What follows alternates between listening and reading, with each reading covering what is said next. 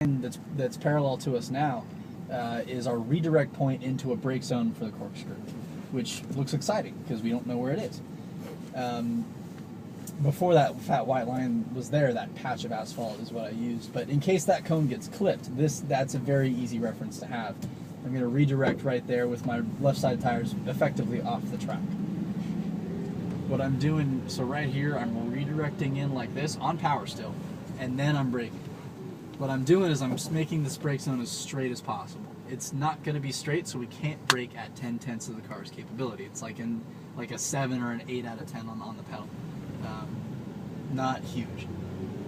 You want to also stay off of that curb right there. The curb destabilizes the front tire and it tends to lock up. So we'll stay off that a little bit, but connecting the dots, orange cone to orange cone, staying to the right hand side of the road. It's easy to mess up this brake zone, as you can tell by the rubber. If you ever want to know which corners are hard on a racetrack, just look at the amount of rubber on it, and that's pretty much a dead giveaway. After you've crested the hill, 2 downshifts. So from 5th gear, boom, boom, down to 3rd gear. Now right here, it's important to understand how much banking we've got. Forget about that, right, for right now. Look at just this first part of the corner. It's significantly banked right here, almost as much as turn 5 was. So there's a lot of speed available here. Everybody overslows this. But the track is designed to help you turn. So use a late turn in, get the thing down to the apex. This is one of the spots where you can't really use all the curbing because they've got a big hole right there, which I can't for the life of me figure out why they haven't filled it. It's been like that like all winter. But your idea, as we drew on the whiteboard in the classroom about that compromise corner, about getting all that turning done by the apex, right here, the left-hand part of the corner is done. Get all that turning done ASAP, because this is like a jump for the race car, and it's not good to hit a jump while turning. You want to be as straight as possible. The little oak tree straight ahead for me with the orange strap around it and the nice little thing of 3 cones, that's what you want to aim for. I'll stress this again, we're sitting twice as high as you will be in the race car, and the apex is still completely invisible. You will not see the apex until the car actually hits it. It's that steep. Because we're going straight, it means you can go to throttle here as much as you want. You'll work up to being full throttle right here. Headed straight down here, you still won't see the apex, you won't see the apex, boom, there's the apex right there. Double black diamond. Oh yeah, totally.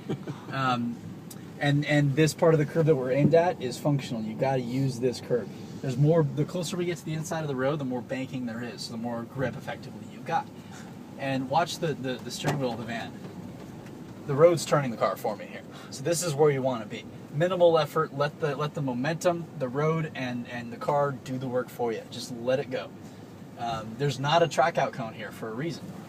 You could track out if you wanted to, but when I let the car do what it wants, it goes out to about middle of the road. So why fight it? That's where it wants to be. We're going to go there.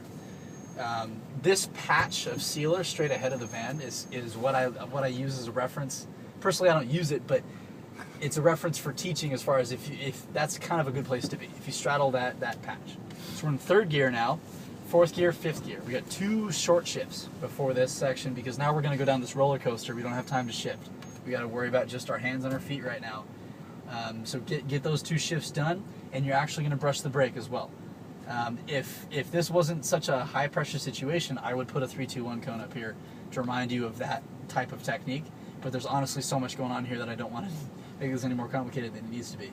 Get 2 upshifts done and a brake before we get to this bridge. So coming out of the corkscrew, 4th gear, 5th gear, brushing the brake. Now once we've passed this bridge, it's only throttle. Using maintenance throttle, about 10%, which is asking a lot of you, because I'm asking you to accelerate before you've seen the apex of this corner. Middle of the road is where you want to be. Whoever did this beautiful lockup right here was doing a really weird thing, but thank God they were online, because that's exactly where I want you. Right over those 2 marks, I'm going to take that turn-in cone down, because there really is no turn-in for this corner. It's a gentle arc down into this corner. From that bridge, start gently turning in with maintenance power. Once you've committed to that throttle, you are not going to change your throttle amount. I'm on the brakes. What distance from the right-hand side? Say that again? What distance you need to be from the right-hand side? It's not an exact science. Anywhere in the middle of the road is fine. You don't want to go all the way out to the outside. There's no benefit to being in there. You're actually just driving over more pavement than you need to. There's so much banking in the road here. And the road's paved on a crown, like most roads are, for drainage, which means that to the left of center, there's more grip. And in some applications, the math doesn't quite work out. In this one, it does. You want to be left of center beyond, from here on, you want to be left to center because that's where the grip is. Okay. Good question. And we're aiming for the beginning of that white curb. That apex cone is way too late. The apex here is actually before we get to the blue paint. So right here is our apex. We're on power, on power. This is a very important curve to use right here, because you're going to run on a road very quickly. You can see how much banking we had, how much the universe was helping us get into this corner. And right when we're going to be going our fastest is where all that grip is going to disappear on the exit of this corner. This is the corner that this track would be known for if it weren't for the corkscrew. This is my favorite.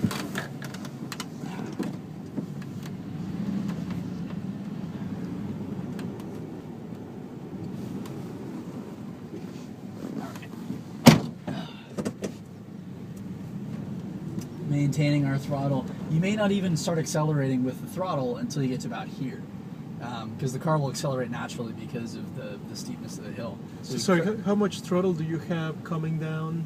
As much as you dare. Okay. As much at a as minimum, you dare. 5%, but something. I want you to be on the throttle at least a little bit. But you have so much grip that you could be full on. Yeah, actually I don't brake for that corner. I do a half lift and then I roll back into full power. Okay. It's insane. It's really, if you're not almost killing yourself, you're not going fast enough. This curve is not anything I really ever use unless I'm playing with the car. You leave that as room for error, and there's a lot of bad places to be. I went off in this corner once, and at the end of that gravel trap, there's actually a hill and a drop, and you'll jump the car, which I've done, and you don't want to do that. Not to say that you should really fight the car, because I've seen a lot of people spin out here and end up over there. Whatever. It's a fast corner. It's the last corner you perfect on the track, so don't push yourself too hard right here, but don't make a habit of using this exit curve. Mostly because our job is to get over to that 2-board on the left-hand side to set up for our brake zone for turn 10. Because from between the 2 and the 1, we're going to do a steep 8-pedal, hard brake, in 5th gear, not doing any down changing. And by the time we get to the 1 cone, we're done with our braking. And you're going to actually turn into turn 10 coasting and gently get into power after you've turned in. It's not necessarily one of the maintenance power corners, but you don't want to just coast all the way into it necessarily either, if that makes sense. Well, I'm surprised at how high a gear you're in these turns. I figured my instincts tell me you'd be in a much lower gear in the turns because you'd want the torque coming out of the turn. Well, the lateral grip in these cars is so much that you can get away with it. You're carrying so much momentum through the center of the corner that the high gear is okay. So you're still going to have plenty of torque for acceleration when you come out on the curve? You won't have to do much accelerating in these. It's more about maintaining that momentum. But yes, absolutely, yeah. Because of the drill, I won't go over there, but for the sake of argument, from 2 to 1, that's where you're braking, turning in at the turn-in cone, getting into a little bit of power. This is the one red curve you really, really, really don't want to hit. Look at that drop. Yeah, that one has broken every car we've got, or every type of car we've got. Not every car, but yeah, you won't live to tell the tale. But the right front suspension will not be okay. Setting up for turn 11, which is the most important corner on the track. Get over here, somewhere beyond the three boards where you brake. 2 downshifts here, from 5th gear down to 3rd gear. You can go down to 2nd if you like. If you're feeling up to it, you can use 2nd gear. I've got no problem with that. But 2 downshifts is okay there if you happen to be struggling with the technique. Looking back up at turn 11. This is the most important corner on the track.